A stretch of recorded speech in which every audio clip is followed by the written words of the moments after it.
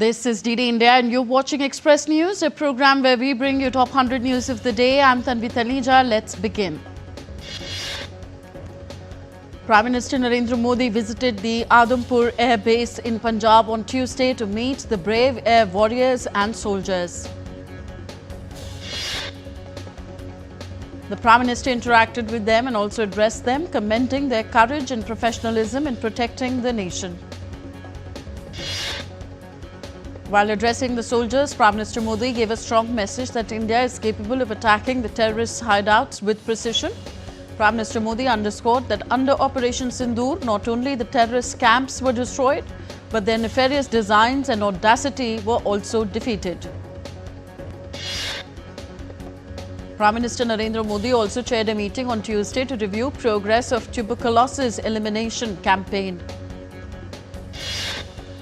The Director General Defence Intelligence Agency, Lieutenant General D.S. Rana, briefed the Foreign Service attaches of 70 nations on the successful conduct of Operation Sindoor. Lieutenant General D.S. Rana highlighted India's demonstrated strength and national resolve through military superiority in new age warfare.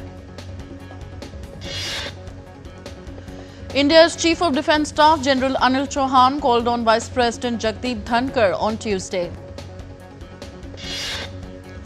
India's Defence Minister Rajnath Singh on Tuesday reviewed the security situation along the western border during a meeting in New Delhi. Chiefs of the Defence Staff, Naval Staff and Army Staff attended the meeting.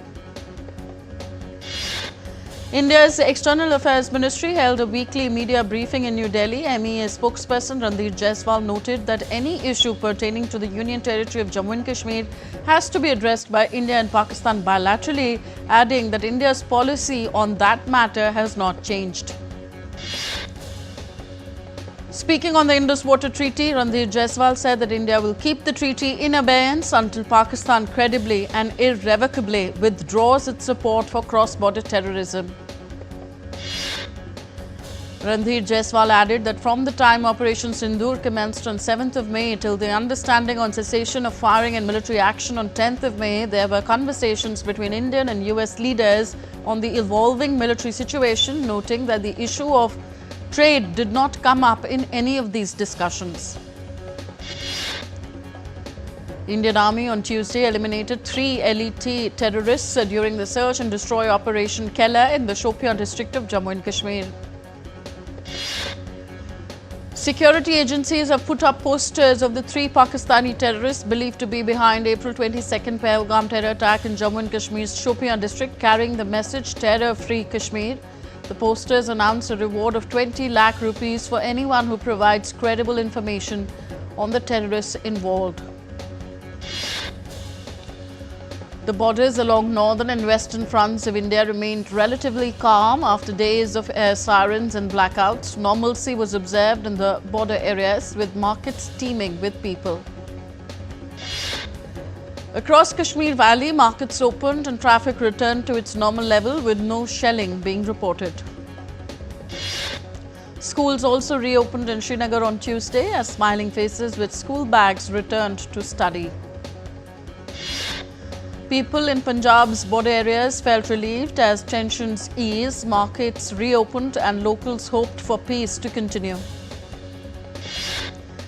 Taking to social media site X, Prime Minister Modi congratulated students who have cleared the CBSE Class 12th and 10th examinations. He also extended wishes to exam warriors for their future. The Central Board of Secondary Education (CBSE) declared the results of Class 12th board exams. The overall pass percentage of this year is 88.39%, which is 0.41% higher than the previous year. Results of Class 10th board's examination were also announced. Overall, 93.6% of students passed the board exams, with the passing percentage increasing by 0.06% since last year.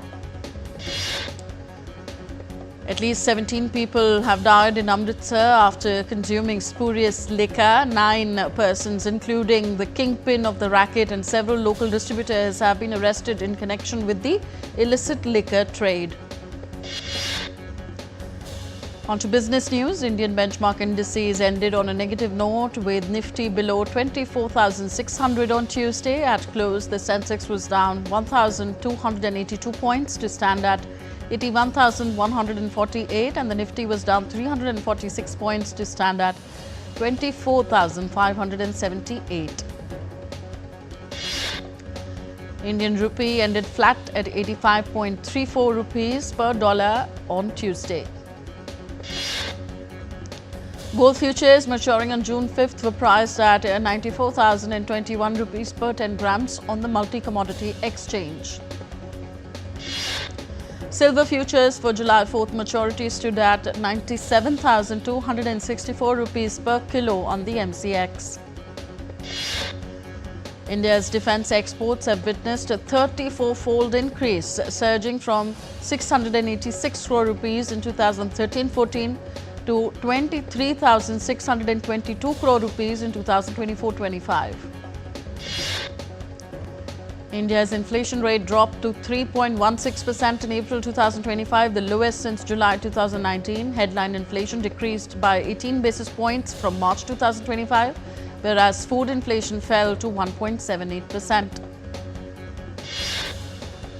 Global crude oil prices eased on Tuesday from a two-week high, weighed down by concerns about rising supplies and some caution over whether the pause in the US-China trade war indicated a longer-term deal was likely.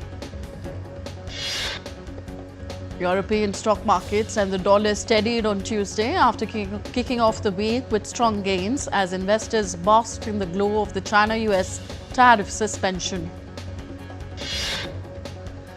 British retailer Marks & Spencer said on Tuesday that some personal data of its customers was stolen in a cyber attack that has crippled its online services for weeks. Japan's Honda Motor forecast a 59% profit decrease for the current financial year on Tuesday as the impact of US President Donald Trump's tariffs and a stronger yen offset gains from demand from its hybrid lineup. US President Donald Trump is visiting Saudi Arabia in what he describes as a historic tour of the Gulf nations. Upon his arrival in Riyadh, Saudi Arabia's Crown Prince Mohammed bin Salman welcomed Donald Trump in an official ceremony at the Saudi royal court. The two leaders sat down for an initial meeting at King Khalid Airport in Riyadh. The US Secretary of State Marco Rubio was also present at the meeting. The two leaders also met Tesla CEO Elon Musk in Riyadh. They spoke with Musk during a reception held for the US President at the start of his four-day visit to the Gulf region. US President Donald Trump and Saudi Crown Prince Mohammed bin Salman also met several executives present at the reception. US State Department authorized a $1.4 billion arms sale to the United Arab Emirates. The package includes 6 CH-47F Chinook helicopters alongside F-16 fighter jet components. Donald Trump on Monday brushed aside ethical concerns over his decision to accept a $400 million luxury jet from the Qatari royal family, calling it stupid to reject such a generous offer. Israeli-American hostage Eden Alexander reunited with his family in Israel after being held captive by Hamas in Gaza for 19 months. The 21-year-old had been serving in the Israeli army on the border of Gaza when he was captured by Hamas on 7 October 2023. Israeli Prime Minister Benjamin Netanyahu spoke to Eden Alexander on a phone call, who was in a hospital in Tel Aviv. US Middle East envoy Steve Witkoff, who traveled to Israel to welcome Alexander, also visited him at the hospital. United Nations Secretary General Antonio Guterres also welcomed the release of Eden Alexander. In a statement read by US spokesperson, US spokesperson of the UN chief called for an immediate permanent ceasefire and an unconditional release of all remaining hostages. In the US, hundreds gathered in New Jersey to celebrate the long-awaited release of Eden Alexander. The crowd was seen wearing shirts with Alexander's name and waving Israeli and American flags. Donald Trump said on Monday that he is considering traveling to Turkey for potential peace talks between Ukraine and Russia, though the Kremlin has not confirmed whether President Vladimir Putin will attend.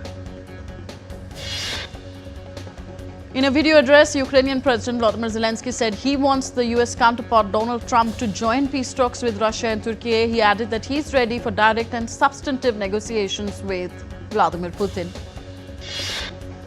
A day after a fourth round of talks with Iran concluded, the United States has announced new sanctions against Iran over its nuclear program. Australian Prime Minister Anthony Albanese was sworn in for a second term on Tuesday following a sweeping electoral victory.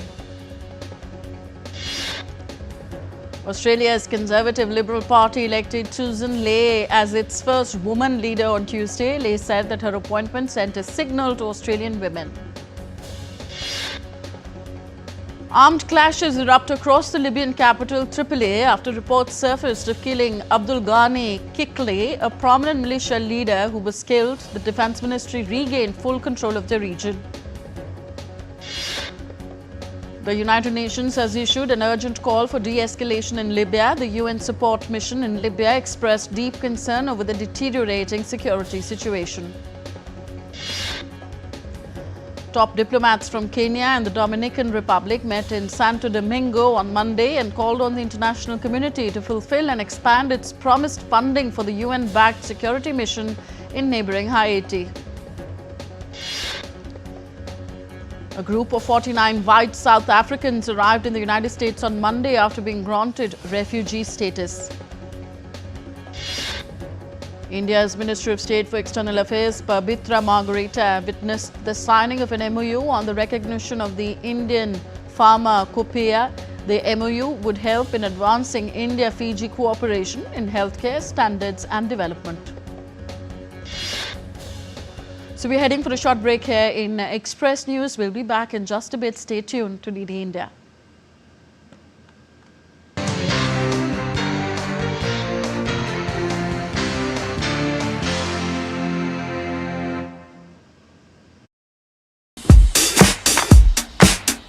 Goa, an adventure paradise like none other.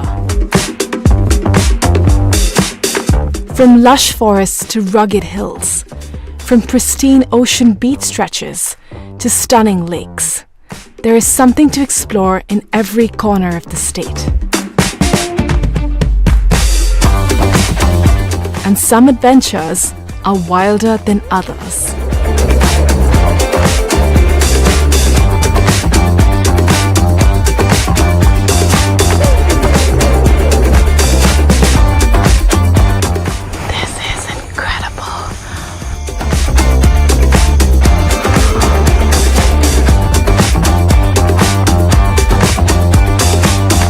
Watch postcards from Goa on National Geographic.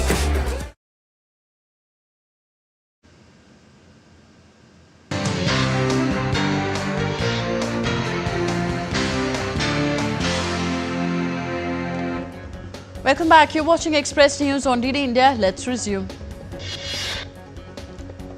Mount Canlaon volcano in the Philippines has erupted, leading to spewing ash 3 kilometers into the air. There have been no reports of injuries as of now. According to the US National Weather Service, an early season heat wave is set to hit US this week, with record high temperatures expected across the northern and southern plains, the southwest and Texas. Additionally, Texas will experience the hottest conditions on Tuesday, with temperatures to hit 38 degrees Celsius or higher. Rounds of storms will persist for South Florida, with expectations of moderate rain for most of the Miami metro area, according to the National Weather Service. North Carolina is on alert for flash flooding as a potent storm system brought rounds of torrential rain and thunderstorms to communities across the southeast and mid-Atlantic. As Delhi continues to enjoy a spell of relief from the heat waves, rain lashed parts of the national capital on Tuesday. Heavy rain lashed parts of Bengaluru, leading to traffic jams and waterlogging. IMD issued yellow alert and warns of heavy rainfall throughout the week. According to the India Meteorological Department, heavy rainfall accompanied with thunderstorms, lightning and gusty winds is likely to prevail over northeast India till May the 15th. Kolkata is set to experience hot and rainy days with monsoon-like conditions as per the India Meteorological Department. Unseasonal rain in Mumbai led to several parts of the city and its suburbs experiencing sudden showers. IMD has issued a yellow alert warning of partly cloudy skies along with thunderstorms over the next 48 hours.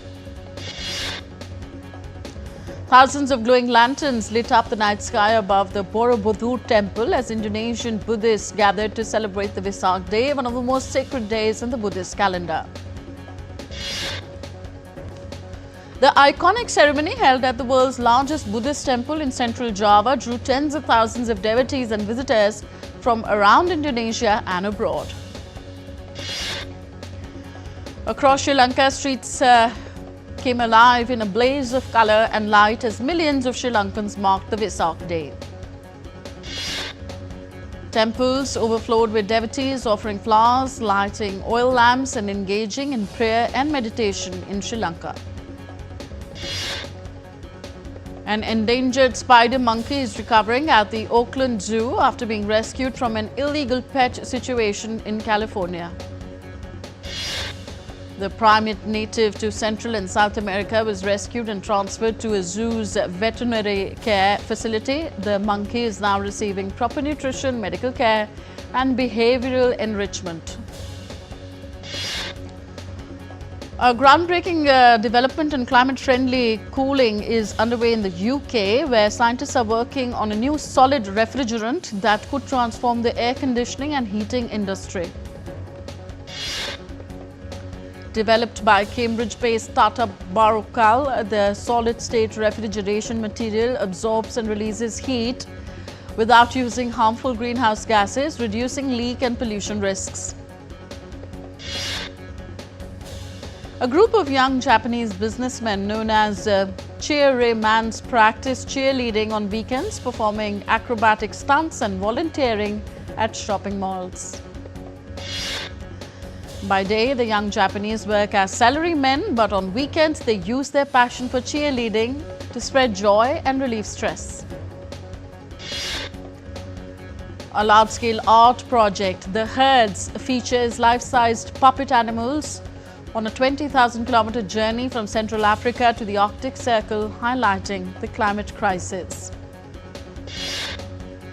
Local communities joined the procession, creating their own puppets and performances, raising awareness about the impact of climate change on wildlife habitats. Tunisian company BioHeat converts olive waste into eco-friendly fuel briquettes, reducing carbon dioxide emissions and dependence on firewood. The innovative approach by BioHeat helps the environmental concerns, supports local businesses and aims to valorize all agricultural waste into usable forms. The scenic hill town of Ooty was abuzz with excitement on Tuesday as the prestigious All Breeds Dog Show entered its second day, drawing dog enthusiasts from all across India. The 70th edition of the Cannes Film Festival to be held from May 13th to 24th. Members of the jury include actors Juliette Binoche, Halle Berry, Jeremy Strong and Indian director Payal Kapadia. Hollywood actors Tom Cruise, Pedro Pascal and Kristen Stewart, along with Indian actors Alia Bhatt, Aishwarya Rai, Sharmila Tagore and others are set to mark their presence at the festival. 4 Indian entries named Homebound, Aranyar Din Ratri, a doll made up of clay and Tanvi the Great are set to showcase at the Cannes this year. Veteran actor and director Robert De Niro will receive an honorary Palme d'Or for lifetime achievement at the Cannes Film Festival's opening ceremony. Legendary filmmaker Martin Scorsese will be honoured with the Lifetime Achievement Award by Italy's Taormina Film Festival at its 71st edition. Hollywood actor Samuel French, who appeared in films like Killers of the Flower Moon, Fear the Walking Dead and Texas Rising, passed away at the age of 45. Actors Colton Dunn, Hayley Magnus and Andrew Lopez have joined the cast of Nicholas Stoller's new comedy Judgment Day. The film also stars Priyanka Chopra Jonas. Actress and filmmaker Zoe Kravitz joined the cast of David Leitch's next movie, How to Rob a Bank. Indian actor Rishabh Shetty's upcoming mythological epic titled Jai Hanuman will be presented by producer and T-Series head Bhushan Kumar. Indian actors Rasika Duggal and Gulshan Devaya's film Little Thomas has been nominated in 3 categories in the upcoming 25th edition of the New York Indian Film Festival.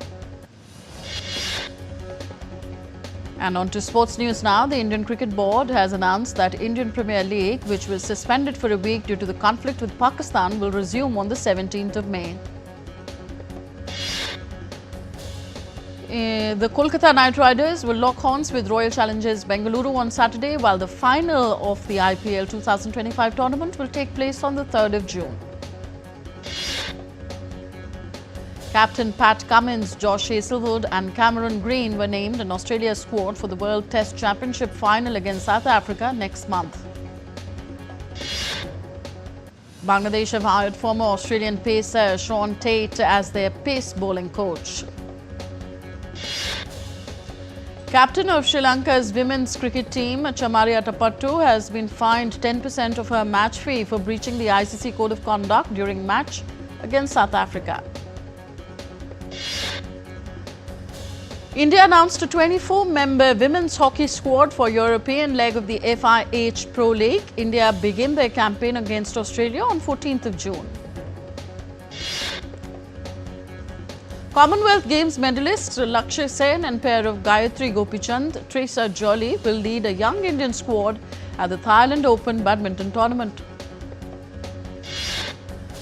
Veteran Indian tennis star Rohan Bopanna and his Czech partner Adam Pavlíček crashed out of the Rome Masters. World number 1 Jannik Sinner kept up his winning return to tennis with a 6-4, 6-2 victory over Jesper de Jong, which carried him to the last 16 of the Italian Open. 7th seed Alex de Minaur secured a 6-4, 6-4 triumph over Bolivian qualifier Hugo Dellien at the Italian Open, marking his 275th career win on the ATP Tour. World number 1 Arna Sabalenka cruised into the Italian Open quarterfinals with straight sets win over Marta Kostyuk. Coco Gauff became the youngest player to reach 4 WTA 1000 quarterfinals on clay with a 6-1, 6-2 win over Emma Raducanu in Rome. Atalanta qualified for the Champions League by beating Roma 2-1 and securing a place in the top 4 of the Serie A league. Brazilian Football Association announced that Carlo Ancelotti will take charge of the Brazil national team after leaving Real Madrid at the end of this season. And Real Madrid forward Vinicius Jr. and defender Lucas Vazquez are set to miss the club's final La Liga matches of the season due to injuries. And that's it in this edition of Express News. Thank you for watching. Namaskar.